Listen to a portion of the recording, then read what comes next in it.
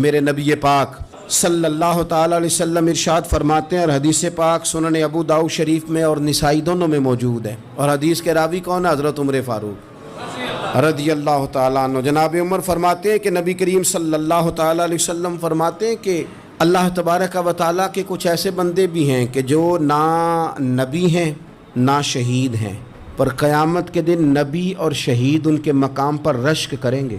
اللہ تعالیٰ انہیں قیامت کے دن نور کے ممبروں پہ بٹھائے گا۔ یہ کون بندے ہیں یا رسول اللہ صلی اللہ تعالیٰ علیہ وآلہ وسلم جن کو اتنی اعزاز دیا گیا؟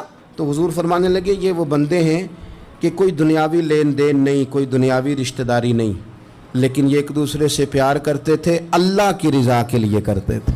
نبی اور شہید بھی ان کے مقام پہ رشک کریں گے، رب نور کے ممبر دے گا قیامت کے دن، اور حضور فرماتے ہیں ان پر نہ کوئی خوف ہوگا نہ یہ غمگین ہوں گے،